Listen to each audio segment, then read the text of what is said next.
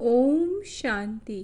आज है 27 सितंबर, शिव बाबा की साकार मुरली।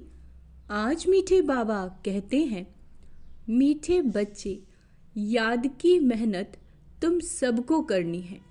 तुम अपने को आत्मा समझ मुझ बाप को याद करो तो मैं तुम्हें सब पापों से मुक्त कर दूंगा। प्रश्न: सर्व की सद्गति का स्थान कौन सा है जिसके महत्व का सारी दुनिया को पता चलेगा? उत्तर है आबू भूमि है सबकी सद्गति का स्थान। तुम ब्रह्मा कुमारियों के सामने ब्रैकेट में लिख सकते हो, ये सर्वोत्तम तीर्थ स्थान है। सारी दुनिया की सद्गति यहाँ से होनी है। सभी का सद्गति दाता बाप आदम यानी ब्रह्मा यहाँ पर बैठकर सबकी सद्गति करते हैं। आदम अर्थात आदमी, वह देवता नहीं है, उसे भगवान भी नहीं कह सकते। ओम शांति, डबल ओम शांति, क्योंकि एक है बाप की और दूसरी है दादा की। दोनों की आत्मा है ना, वह है परम आत्मा, यह है आत्मा। वह भी लक्ष्य बताते हैं कि हम परम धाम के रहवासी हैं। दोनों ऐसे कहते हैं। बाप भी कहते हैं ओम शांति, यह भी कहते हैं ओम शांति, बच्चे भी कहते हैं ओम शांति, अर्थात हम आत्मा शांति धाम की निवासी हैं। यहाँ अलग अलग होकर बैठना है, अंग से अंग नहीं मिलना चाहिए। क्यों? क्योंकि हर एक की अवस्था में योग में रात दिन का फर्क है। कोई बहुत अच्छा याद करते हैं, कोई बिल्कुल याद नहीं करते। तो जो बिल्कुल याद नहीं करते वह हैं पाप आत्मा, तमो प्रधान, और जो याद करते हैं वो हो गए पुण्य आत्मा, सतो प्रधान। बहुत फर्क हो गया ना। घर में भल इकट्ठे रहते हैं परंतु फर्क तो पड़ता है ना। इसीलिए ही तो भागवत में असुरी नाम गाए हुए हैं। इस समय की ही बात है। बाप बैठ बच्चों को समझाते हैं। यह है ईश्वरीय चरित्र जो भक्ति मार्ग में गाते हैं। सतयुग में तो कुछ भी याद नहीं रहेगा, सब भूल जाएंगे। बाप अभी भी शिक्षा देते हैं। सतयुग में तो यह बिल्कुल भूल जाते हैं। फिर द्वापर में शास्त्र आदि बनाते हैं और कोशिश करते हैं राजयोग सिखलाने की।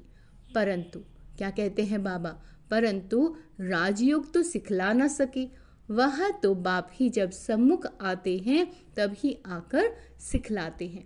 तुम जानते हो कैसे बाप राजयोग सिखाते हैं? फिर 5000 वर्ष के बाद आकर ऐसे ही कहेंगे। कैसे कहेंगे? मीठे मीठे रूहानी बच्चों। ऐसे कभी भी कोई मनुष्य को कह नहीं सकता। ना देवताओं को कह सकते हैं। एक रूहानी बाप ही रूहानी बच्चों को कहते हैं। एक बार पाठ बजाया, फिर 5000 वर्ष के बाद पाठ बजाएंगे, क्योंकि अभी तुम सीढ़ी उतरते हो ना। तुम्हारी बुद्धि में अब आदि मध्य अंत का राज है। जानते हो, वह है शांति धाम अथवा परम धाम। हम आत्माएं भिन्न भिन्न धर्म की सब नंबरवार वहाँ रहती हैं। कहाँ? परम धाम में, निराकार दुनिया में। जैसे स्टार्स देखते हो ना, कैसे खड़े हैं, कुछ देखने में नहीं आता। ऊपर में कोई चीज नहीं है, ब्रह्म तत्व है। यहाँ तुम धरती पर खड़े हो, यह है कर्म क्षेत्र। यहाँ आकर शरीर लेकर कर्म करते हैं। बाप ने समझाया, तुम जब मेरे से वर्षा पाते हो तो 21 जन्म तुम्हारे कर्म अकर्म हो जाते हैं। क्यों? क्योंकि वहाँ रावण राज्य ही नहीं होता। वह है ईश्वर राज्य, जो अब ईश्वर स्थापन कर रहे हैं। बच्चों को समझाते रहते हैं, शिव बाबा को याद करो तो स्वर्ग के मालिक बनो। स्वर्ग शिव बाबा ने स्थापन किया ना, तो शिव बाबा को और सुख धाम को याद करो। पहले पहले शांति धाम को याद करो तो चक्र भी याद आएगा। बच्चे भूल जाते हैं, इसीलिए घड़ी घड़ी याद कराना पड़ता है। हे मीठे मीठे बच्चों, अपने को आत्मा समझो और बाप को याद करो तो तुम्हारे पाप भस्म हो जाएंगे। प्रतिज्ञा करते हैं, तुम याद करोगे तो पापों से मुक्त करूंगा। बाप ही पतित पावन सर्वशक्तिवान अथॉरिटी है। उनको वर्ल्ड ऑलमाइटी अथॉरिटी कहा जाता है। वह सारी सृष्टि के आदि मध्य अंत को जानते हैं। वेदों शास्त्र आदि सब कुछ जानते हैं। तब तो कहते हैं इनमें कोई सार नहीं। गीता में भी कोई सार नहीं है, बल वह सर्वशास्त्रमयी शिरोमणि है। माई बाप, बाकी सब हैं बच्चे। जैसे पहले पहले प्रजापिता ब्रह्मा है, बाकी सब बच्चे हैं। प्रजापिता ब्रह्मा को आदम कहते हैं। अच्छा, आदम माना आदमी, मनुष्य है ना, तो इनको देवता नहीं कहेंगे। एडम को आदम कहते हैं। भक्त लोग ब्रह्मा एडम को देवता कह देते हैं। बाप बैठ समझा रहे हैं। एडम अर्थात आदमी, ना देवता ना भगवान। लक्ष्मी नारायण है देवता, डिटिज्म है पैराडाइज में। नई दुनिया में वह है wonder of the world. Paradise क्या है? Wonder of the world. बाकी तो सब हैं माया की वंडर। द्वापर के बाद माया के वंडर्स होते हैं। ईश्वरीय वंडर है हेवन, स्वर्ग, जो बाप ही स्थापन करते हैं। अभी स्थापन हो रहा है। यह जो दिलवाड़ा मंदिर है, इसकी वैल्यूज का किसी को भी पता नहीं। मनुष्य यात्रा करने जाते हैं तो सबसे अच्छा तीर्थ स्थान यह है। तुम लिखते हो ना ब्रह्मा कुमारी ईश्वरीय विश्वविद्यालय आबू पर्वत, तो ब्रैकेट में ये भी लिखना चाहिए सर्वोत्तम तीर्थ स्थान, क्योंकि तुम जानते हो सभी की सदगति यहाँ से होती है। ये कोई जानते नहीं। जैसे सर्वशास्त्रमयी शिरोमणि गीता है, वैसे सर्व तीर्थों में श्रेष्ठ तीर्थ आबू है। तो मनुष्य पढ़ेंगे, अटेंशन जाएगा। सारे वर्ल्ड की तीर्थ में यह है सबसे बड़ा तीर्थ, जहाँ बाप बैठ सबकी सदगति करते हैं।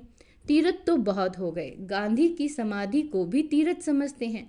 सब जाकर वहाँ फूल आदि चढ़ाते हैं। उनको कुछ पता नहीं है। तुम जानते हो ना, तो तुमको यहाँ बैठे दिल अंदर खुशी होनी चाहिए। हम हेवन की स्थापन कर रहे हैं। अब बाप कहते हैं अपने को आत्मा समझ मुझे याद करो। पढ़ाई भी बहुत सहज है, कुछ भी खर्चा नहीं लगता।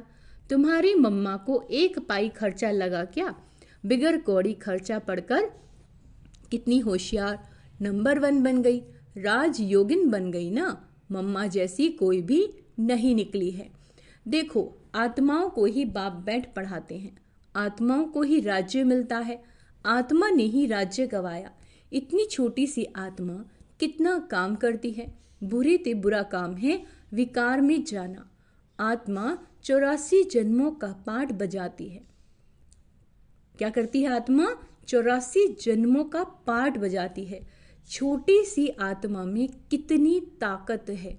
अंडरलाइन करेंगे कि जो आत्मा है उसमें कितनी ताकत है कि सारे विश्व पर राज्य करती है। इन देवताओं की आत्मा में कितनी ताकत है। हर एक धर्म में अपनी अपनी ताकत होती है ना। क्रिश्चियन धर्म में कितनी ताकत है। आत्मा में ताकत है जो शरीर द्वारा कर्म करती है। आत्मा ही यहाँ आकर इस कर्म क्षेत्र पर कर्म करती है। वहाँ बुरा कर्तव्य होता नहीं। आत्मा विकारी मार्ग में जाती ही तब है जब रावण राज्य होता है। मनुष्य तो कह देते विकार सदैव हैं ही।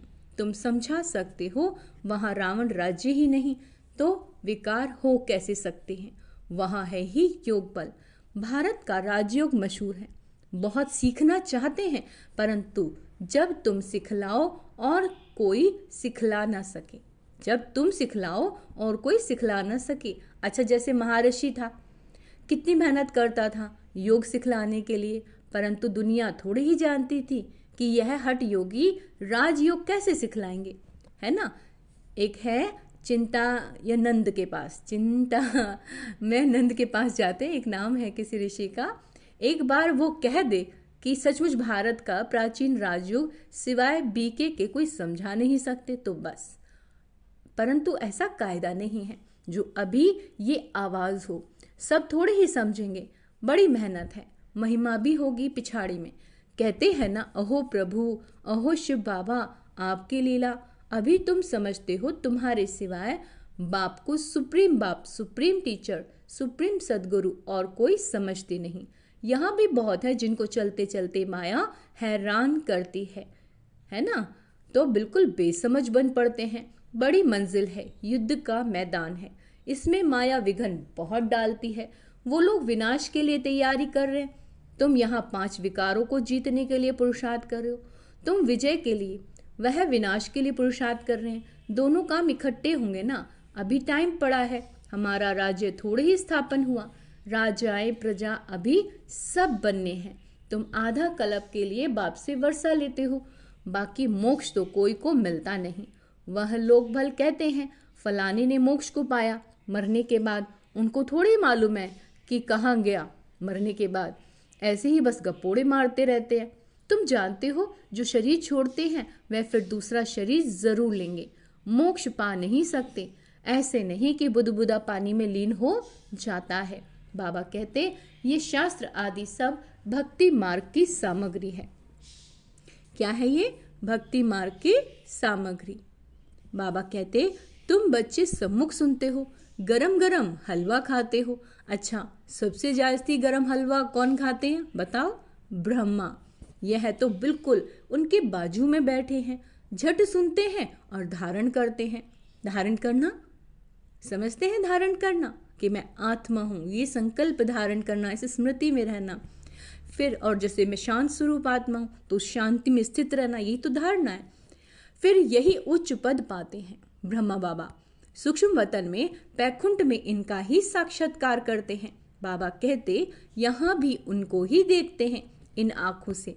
बाप पढ़ाते तो सबको है, बाकी है याद की मेहनत, याद में रहना। जैसे तुमको डिफिकल्ट लगता है वैसे इनको भी, इसमें कोई कृपा की बात नहीं। बाप कहते हमने लोन लिया है, इनका हिसाब किताब दे देंगे, बाकी याद का पुरुषार्थ तो इनको भी करना है। समझाता भी हूँ, बाजू में बैठा हूँ। बाप को हम याद करते फिर भी भूल जाता हूँ। सबसे जास्ती मेहनत इनको करनी पड़ती है। युद्ध के मैदान में जो महारथी पहलवान होते हैं, जैसे हनुमान का मिसाल है, तो उनकी ही माया ने परीक्षा ली, क्योंकि वो महावीर था। जितना जास्ती पहलवान उतना जास्ती माया परीक्षा लेती है। तूफान जास्ती आते हैं। बच्चे लिखते बाबा हमको यह होता है। बाबा कहते ये तो सब कुछ होगा। बाबा रोज समझाते हैं खबरदार रहना। लिखते हैं बाबा माया बहुत तूफान लाती है। कोई कोई देह अभिमानी होते हैं तो बाबा को बतलाते नहीं, तुम अभी बहुत अक्लमंद बनते हो। आत्मा पवित्र होने से फिर शरीर भी पवित्र मिलेगा। आत्मा कितना चमत्कारी हो जाती है। पहले तो गरीब ही उठाते हैं, पहले तो गरीब ही उठाते हैं। बाप भी गरीब नवाज गाया हुआ है, बाकी तो वो लोग देरी से आएंगे। तुम समझते हो जब तक भाई बहन नहीं बने तो भाई भाई कैसे बनेंगे? प्रजापिता ब्रह्मा की संतान तो भाई बहन ठहरे ना। फिर बाप समझाते हैं भाई भाई समझो, यह है पिछाड़ी का संबंध। फिर ऊपर से भाइयों से जाकर मिलेंगे। फिर सतयुग में नया संबंध शुरू होगा। वहाँ पर साला चाचा मामा आदि बहुत संबंध नहीं होते, संबंध बहुत हल्का होता है, फिर बढ़ता जाता है। अब तो बाप कहते भाई बहन भी नहीं, भाई भाई समझना, नाम रूप से भी निकल जाना। बाप आत्माओं को ही पढ़ाते हैं भाइयों को। प्रजापिता ब्रह्मा है तब भाई बहन है ना। श्री कृष्ण तो खुद ही बच्चा है, वो कैसे भाई भाई बनाएंगे? गीता में भी ये बातें नहीं है। ये है बिल्कुल न्यारा ज्ञान। ड्रामा में सब नूंद है। 1 सेकंड का पार्ट ना मिले दूसरे सेकंड से। कितने मास, कितने घंटे, कितने दिन पास होने हैं। फिर 5000 वर्ष के बाद ऐसे ही पास होंगे। कम बुद्धि वाले तो इतनी धारणा कर ना सके। इसलिए बाप कहते ये तो बिल्कुल सहज है। अपने को आत्मा समझो, बेहद के बाप को याद करो। पुरानी दुनिया का विनाश भी होना है। बाप कहते मैं आता ही तब हूँ जबकि संगम है। तुम ही देवी देवता थे, यह जानते हो। जब इनका राज्य था तब और कोई धर्म नहीं था। अभी तो इन्हों का राज्य है नहीं। अच्छा, मीठे मीठे से केला दे बच्चों प्रति माता पिता बाप दादा का याद प्यार और गुड मॉर्निंग। रूहानी बाप की रूहानी बच्चों को नमस्ते। हम रूहानी बच्चों की रूहानी माता पिता बाप दादा को याद प्यार गुड मॉर्निंग नमस्ते मीठे बाबा, शुक्रिया बाबा, शुक्रिया। धारणा के लिए मुख्य सार। अब पिछाड़ी का समय है, अंडरलाइन करेंगे अब पिछाड़ी का यानी कि ड्रामा का जो ये संगम का लास्ट का टाइम चल रहा है, ये पिछाड़ी का समय है, वापस घर चलना है। इसीलिए अपनी बुद्धि नाम रूप से निकाल देनी है। नाम रूप, किसी कोई नाम अच्छा लगता है ना, इसमें मोह का पेपर है, नष्टो मोह बनना है, बुद्धि नाम रूप से निकाल देनी है।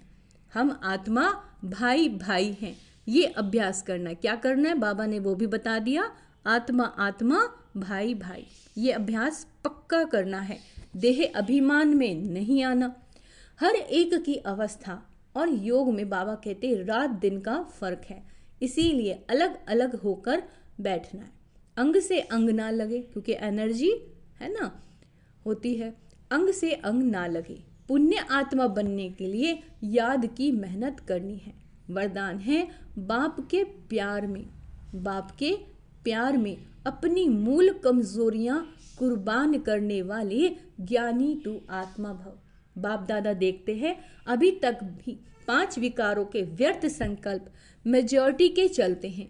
ज्ञानी आत्माओं में भी कभी कभी अपने गुण और विशेषताओं का अभिमान आ जाता है। हर एक अपनी मूल कमजोरी व मूल संस्कारों को जानता भी है और उस कमजोरी को बाप के प्यार में कुर्बान कर देना, यही प्यार का सबूत है।